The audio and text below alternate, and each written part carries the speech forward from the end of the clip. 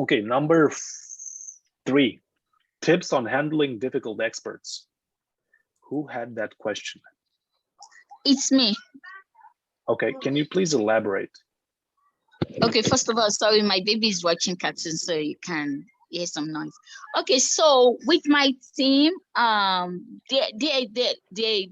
experts in their field. They've been like 25 years, 30 years. So the issue is they don't have verbal or straight issue with me, but whenever we're having like today, let me just give you today example. So we had a ritual. So this is actually my first time taking over the ritual because we have a team manager that acts like the TPU, is the engineering manager. So he has been doing that, but I took over today. So I introduced icebreaker just to like make it more kind of refreshing. And their attitude was kind of like, they just like, the kind of a thing that, what is this? And I've been with them, but I don't know, I was just trying to make it more interesting and, asking questions and getting everyone involved. But they were kind of like, no, I'm good. I don't have anything to say. I'm fine. And to end it all, by the time we round up, before we could say bye, bye-bye, enjoy the rest of your day, they're all gone. But let me say, it's not all of them. We have the Nepal guys, the Indian guys, they're so sweet. They are there involving, but these particular 3 people, they're just something else. So what is your advice? Have you done a one-on-one with them to better understand where they're coming from? Yeah. Whenever I talk to them, I think I've brought it up in this meeting a few weeks back. They are nice. Whenever we talk, they can even talk for like 1 hour with one-on-one. But I don't know what's going on with the event, especially when it comes to daily stand-up. When you ask them to like tell you what they've able to achieve from the last stand-up and all that, they'll just give you all this sharp attitude, So I can help her. I've been in this situation. Can I go? Yeah, please. Yeah, please. Go ahead. Okay, so this is it. When it comes to developers, like you said before, these are very smart people. They're very time conscious. Anything that they know that would waste their time, they're not for it. So I used to be a developer before. These people don't like meetings to go with. I actually did one icebreaker and this guy left. He basically dropped out. So you, on your one-on-ones, find the things that these people like. What is it that the icebreakers for various things? What are these? Get to know them on a personal level and build a bond with them, build a connection with them, find what they like. One of my team members, he was very, very hesitant. He would not say nothing in a meeting. I had to dig into him and found out that he's a Chelsea fan, and he's a Manchester fan. And when he found out that I do support Manchester too, he would be the one now to check up on me.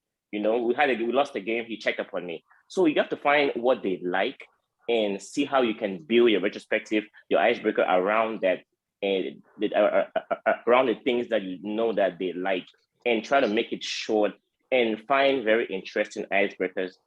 2 truth, 1 lie is just a common one, which I believe that all of them would like to say, would like to be able to open themselves out, and it helps them, let them know the importance of those things to begin with, why you're doing it and all the stuff. Try to explain, know them on a personal level, find what they like and all the stuff. So it's just hard to deal with these people because number one, like you said, they're smart enough, very intelligent, and whatever you tell them have to make sense. And it's just their level of intellect, I don't know how to put that word, it's very, very high over there. And these people, and sometimes they want to go do coding. So they're thinking about the code that has failed. They have that bug that they have to go fix. So they think you're wasting your time. Just let them know the importance of this meeting and how it will help them. So that's just my 1 cent. Thank you. Any more advice? Yes, Tayo, can I ask you a question very quick, please? Yeah. Okay. If I may ask, like today is your first day that you had this sprint review, this retro with them. How did you introduce it to them? Like, I just want to know, how did you start it off? Okay, the way we normally start, like gisting, they normally gist because I've experienced like 3 or 4 before I took over. So we gist, then I got on my idea board. So they were like, oh, I got no idea board. But these particular people did talk. So I was like, yeah, that I just want us to have just like another few, let's see how it goes, that it's fun.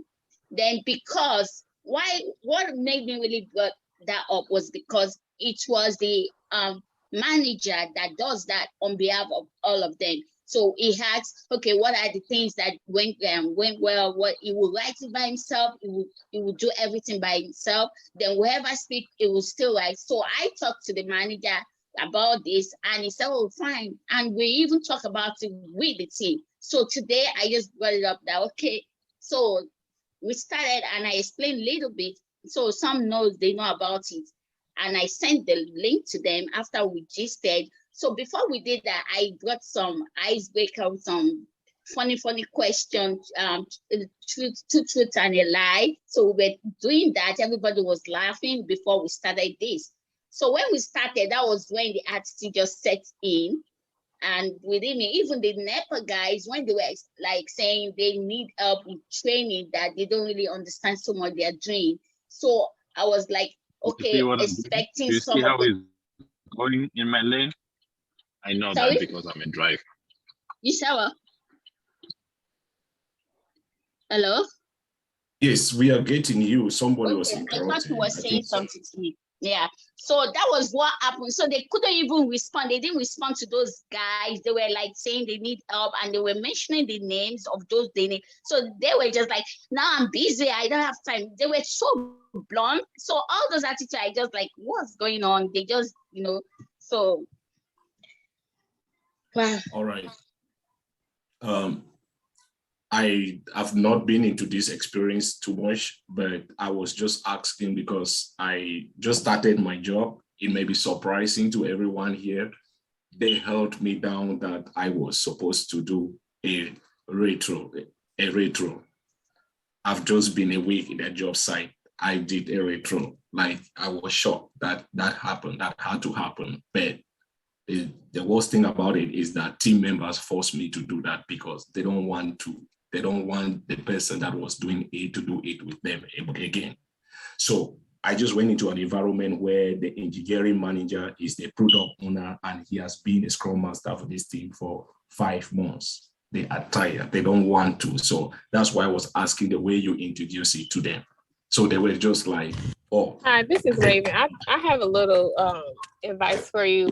My first advice is I feel like you may need to do more like research on your team. I don't know how long you've been with your team, but like find out more about your team, like maybe from your product owner.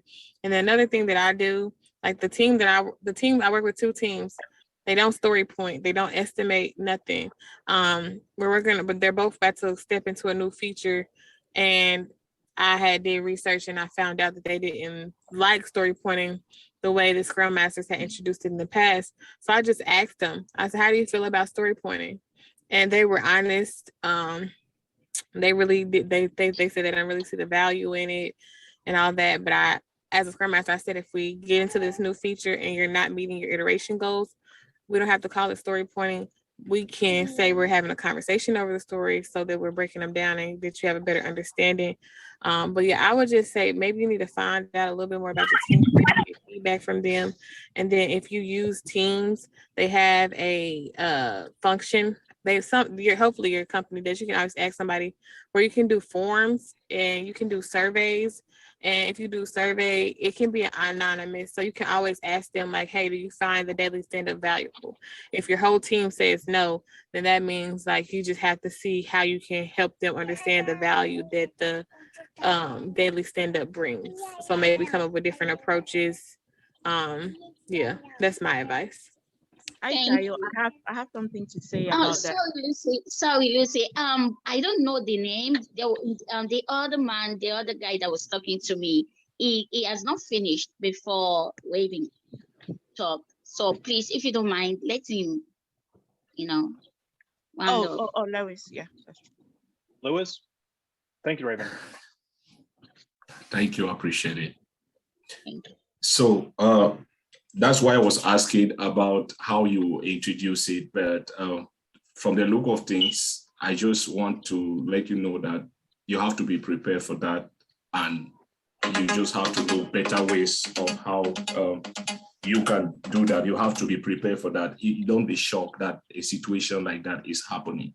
So my first day of introducing a retro to these guys today, I started by telling them that today is just my first time. I don't know what they have been doing. I'm supposed to observe this thing for some time before I start up with them.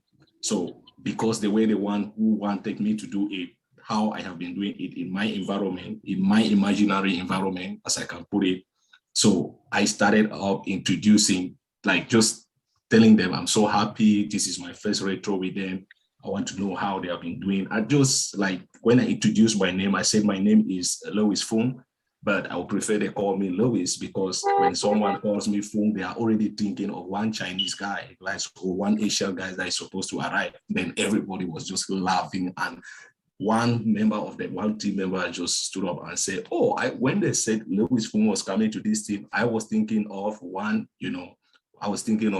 Asian guy." That is how my name now brought that communication into the team, and then I had to dive in with them, creating that communication. I have not met with them one-on-one, but I think that was just the first retro, and it was good because after the meeting, I actually had my manager reach out to me. Like, he has heard that there was a retro. I don't know how he made the team members. He said it was good, and then that was how it went. So what I'm trying to tell you is this: be ready for that. Believe me, the way some team members looked at me, even though it was not everyone, I have some team members that you could look, the way they look at you is video, right? The way they look at you, you can be scared, but I want you to take that challenge. You are there because they believe in you. Don't think that because it was the first one, it's supposed to be like that. I'm happy that you are asking all those questions, but be ready. Like the coach always said, like, be ready for that. At times she said, I bet will not talk now. So you be ready for all that. So that's just my advice for you. And just think of other better ways of doing it. Don't make it to be too long, or don't make it to be in a way that will be like, just make it easy, and gradually they will adapt to your system of doing things. That's just my advice. Thank you. Thank you so much. Thank you. Thank you, Lewis. Sharing. Okay. I wanted to add those are something, great Robert, answers. real quick, if you don't mind. Yeah, go ahead, Lucy. Okay, Tayo. After Yes. listening, looks like when you talk to them, I'm thinking like maybe it's not really, well, like you said, not about you, but when you talk to them, they're able to engage and all of that. But when they are in the group with the NEPA guys, they feel superior, because that's what I'm kind of experiencing. That's why I was like, seriously, it's not about me, because Yes. I have the managers. I have two managers, the overall manager, and I'm so but these particular people, I don't know whether it's because of, I don't want to bring racism in here, but what I experience is in my team, I'm just a week old.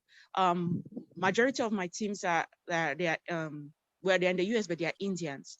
Then the product owner is a white guy. When I talked to him, the way he was talking about they are just contractors that could go at any time. I mean, I did not like the way, he will address them, So when you were talking about the retro and the Indian guys talking about they need help in some things, and these other white guys outrightly told them they don't have time, it just gave me like a flashback of what I experienced this week. Because now it feels like, okay, they are maybe thinking that they are not worth being in the group, or they're looking at them in a certain kind of way. So that's something you might want to really observe again for a little while, and then try to coach them about it. Because for some reason, I've realized that as well. They really feel like they are inferior, and the white guys they feel like they are up on the sky. So that's what I deduced. I don't want to mention the color or anything, but you just take it out of my mouth. Yeah. That's the way I feel. And today was just like, bam. It was that attitude was so much like, so I had to call. What I did was that I called these guys after the meeting to really understand what is the need? What do they really need? And they explain. So I now added the manager, the engineering manager, that, okay, so this is what these guys really need. And it was like, okay, I will set up a meeting with these same guys, that it will set up a meeting for them to train, so these guys were up, they are so happy that I could be like a spokesperson for them, because they said they've been trying to reach out and everything. So for me coming in and bring, they're so happy. So really, it's not about me. And let me quickly say this: I've had one-on-one with these people, and whenever I talk to them, they talk so long. For like 1 hour, I'll be even bored. They'll be telling me about their personal achievement, about their lives that I don't really understand. I'm not an American, so they tell me so. But I will patiently listen and try to be part of it and rub their back. But when it comes to group meetings like this, event like this, they kind of like lay back, like, what are they doing? I feel like that's where the problem is. Like that is that they I guess they have put themselves on a certain class, then they put the other people down. Exactly. So you So have to try I to don't know get that how balance. to. Yeah, I don't know how to go about it. That is where I am right now.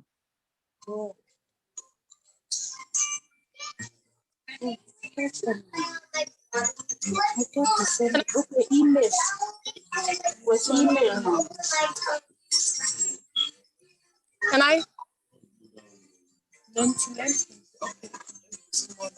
Yes, Robert, please, can you mute those anybody people? have any advice on how to break this issue? I I wouldn't. do. Yeah, I do. So my name is Anne. And Tayo, I understand what you're going through. So my advice for you is that you are there as a coach. You are there as a teacher. You are there as a professional. So you need to have this self-awareness of who you are first before you should be able to help the team. Now, what I suggest is know your team, like PJ said already. Know your team on a one-on-one level.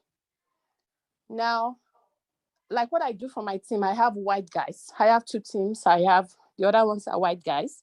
So what I do basically is... Hey, what's about white guys today? Sorry.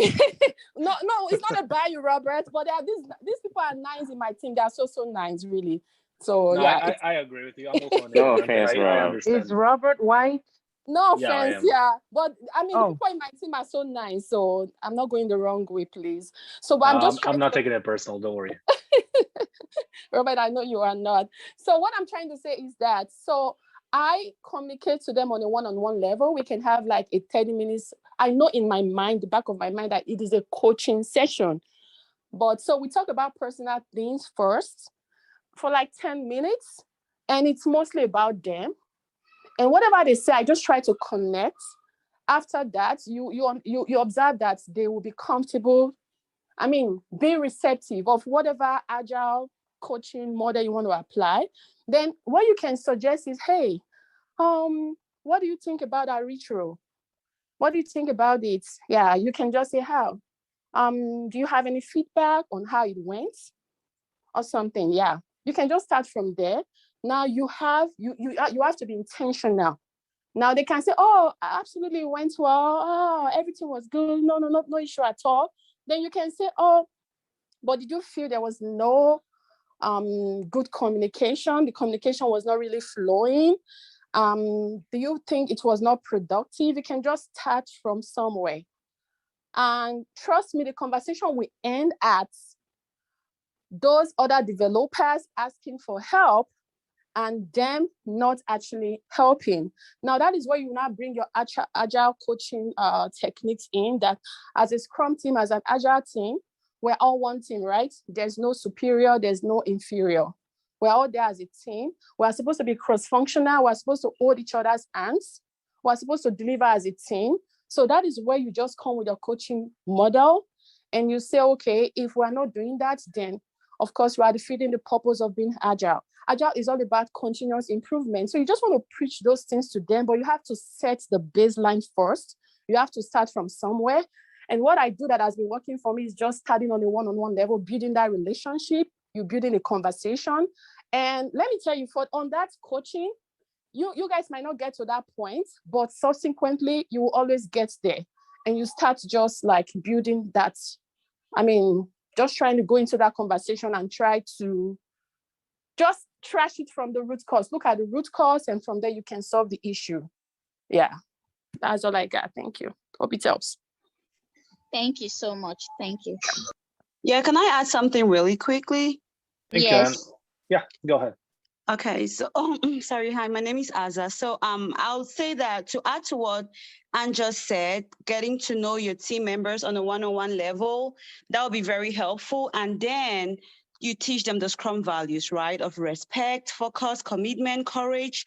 Once you have that foundation, you teach them about, you have this, I don't know if you're gonna have like a coaching session with them or training, whatever model you choose to use. But I think if you go from the Scrum values and talk to them about that, and maybe they don't really know, those people on the team who think they're kind of like superior, or whoever is feeling inferior, you bring everyone up to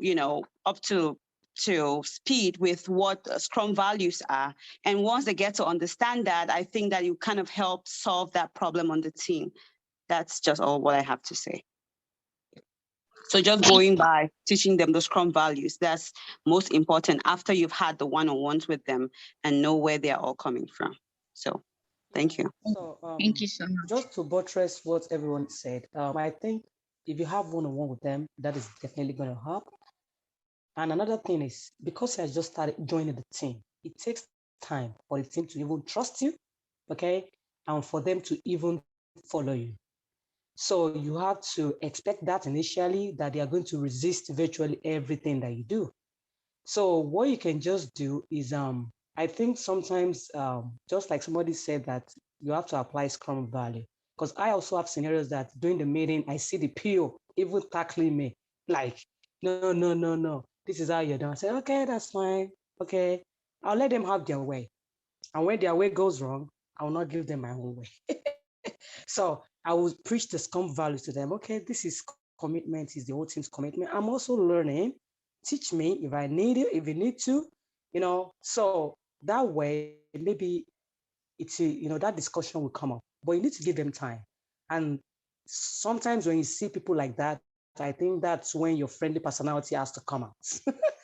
so that you have to draw them closer. Okay, recognize their effort. I recognize the knowledge that you have. But we can only succeed as a team if you can actually give this knowledge transfer to the team members that need the assistance. Okay, so I think that will actually help. Okay, because truly all those engineers, they see themselves up high. So, Wow. But you have to give them time. You definitely have to Wow, give them time. what answers. Thank you everyone. Really good answers, and hopefully that's gonna help everyone. Let's address just one last questions. We got 10 more minutes and it's gonna be 8 p.m. here in Central Time, and I think we're good. We made a lot of progress. Things to focus on during your first few months. Who wants to give some tips on this? I can go. Please. Yeah, I think the most important thing to focus on the first few months is to build that trust. Because if your team members don't trust you, there is no way you're going to be able to deliver, right? Right, but let's go more into details a little bit, because this is a broad term. Let's just build trust, right? Let's get into techniques or stuff that would help people more, because we also have fellow colleagues from level 2 and level 1, so they can understand that better. Well, when I talk about building trust, I mean like getting to know your team members on a personal level. And then when they see that they know you and they see that you're adding value to the team, then they'll be able to trust you. When I talk about adding value, it's like they know that you know what you're doing, or they know what you're talking about. When you come into a team and they might have certain gaps, and then the way that you deliver, right? Because when I first joined one of my organizations, I when I came in, I was observing and I saw all these things, all these gaps that they had. And I just came in like, okay, boom. After 2 weeks of observing, it was time for me to start implementing and start trying to help the team. So I came in and I was exposing all these gaps and they were like, oh, that's too much. Like, who are you? We don't even know you, right? So they were like, okay, I mean, who is this person? We don't even know you. You just came in here and you're trying to tell us to do all this stuff. And he had to go back to my manager. They were like, oh, her method of delivery is too harsh, right? So I had a problem with that because they didn't trust me yet. They didn't know me yet. So I had to take a step back. Before that, I'd even built relationships. I met with my team members one-on-one. I talked to them, had personal conversations with them, and tried to break down my barriers and also open up about my vulnerabilities. And we all had this conversation. But when it came to, trying to help them cover some of their gaps. Like during one of our daily stand-up, I was like, okay, let me pull up the velocity chart or the burn down chart and let's talk about this. So when I opened up the burn down chart, it was a mess. It looked crazy. It was going up, coming down, all kinds of things were happening on the burn down chart. And I was like, okay, team, can you guys please explain to me what's happening? Why does this chart look like this? So they were so after the meeting, they kind of gave me a reason why their burn down chart looked like that.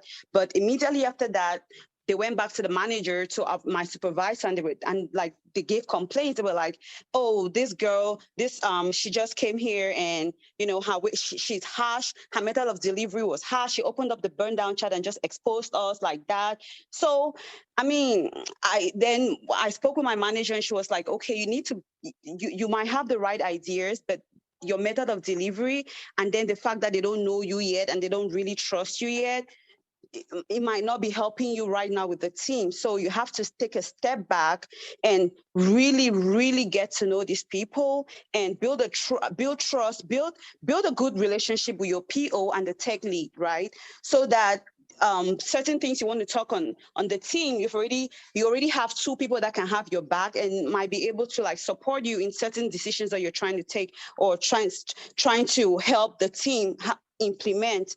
So when I talk about building trust, it's just really, really take a step back. It's going to be baby steps. You can't just go in there and fix everything overnight or expose everything overnight and expect them to be okay with it, right? So just take a step back and get to know your people and get feedback, right? And just open up and let them and take it one step at a time. I don't know if what I'm saying really makes any sense, but I think that I think it makes sense. Yeah. It really does make sense. I'll chip in real quick and make it short.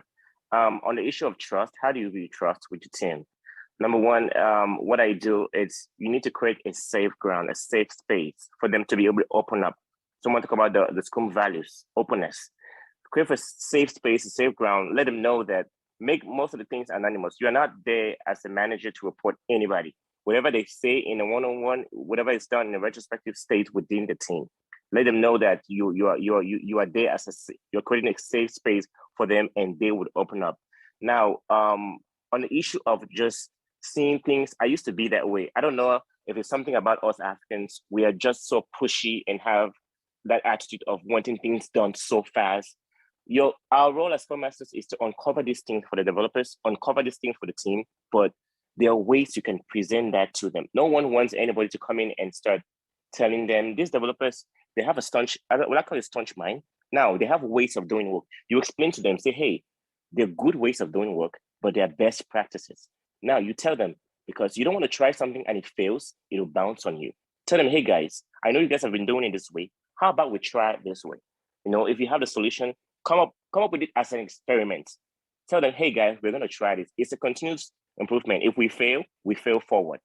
Can we try this? If we try this, if it works, we keep doing it. If it doesn't work, we fall back and find something that works. So don't come in and just push everything to them. Trust me, if you really Scrum, it uncovers a lot. There's a lot of transparency. So when you see that, like what Karen was said, create your backlog, tackle one issue at a time, suggest solutions to them. You're not there to force the implementation.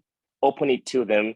Like Karen was said, you point a snake, like you point the snake and tell them, hey, there's a snake over here. Like, you let them see that and find better ways, uncover those situations and find better ways for them to adapt to these new changes, you know? So that's just my 1 cent.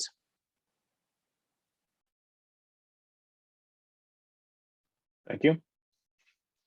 I would just add, in the first month of joining, just listen and ask questions. You know, you're just there to observe the first month to see what you can identify. And after that, slowly get to know your colleagues and your team members and slowly try to have conversations about change and stuff like that. But you cannot change people against their will, especially in the beginning when you're new to an organization.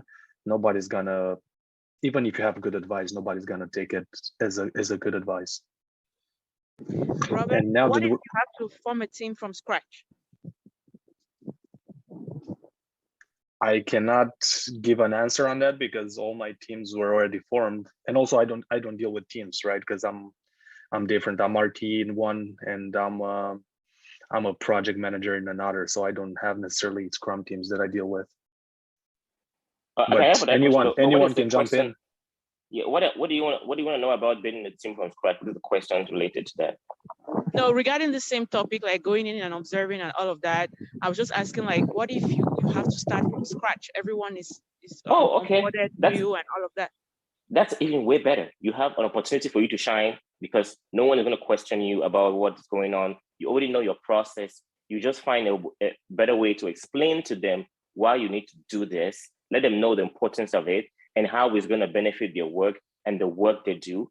You know, most companies go for Agile because Agile is fast delivery. There's a lot of feedback, continuous learning process. Explain to them those values, why we need to start doing this. In my meetings, I put agenda. Why are we holding these meetings? Try to remind them on a daily stand-up. I remind them, say, hey, this is the importance of this meeting.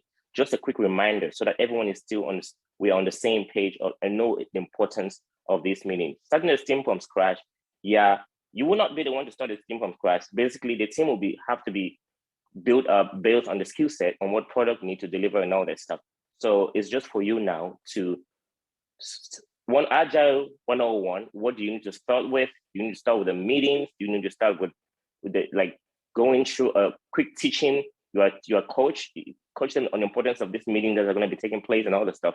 It's just, I would say having the team from scratch would be the best thing that I want to get into a company for, you know. Question: is there any documentation that can help when you're trying to build a team from scratch? I think, well, most companies will have their documentation. To begin with, you are not the person that will build that team from scratch, because when companies are transitioning from Agile to from whatever framework to another, there are companies that will come in to assess that, and they will build skill set around the product they're delivering and all this, because you do not know that. You cannot say, hey, these are the people that I need. So those teams need to be cross-functional, built around the value they will have to deliver at the end of the sprint. So I would say that you just need to start with an Agile 101. Now, they have to make sure that the product they're working on, they have the skill sets all available within that team to deliver an increment at the end of the sprint. So once you know that team, ask them questions, you know, is this team cross-functional? Are they able to deliver a value at the end of the sprint with just this team that I have, or do we need external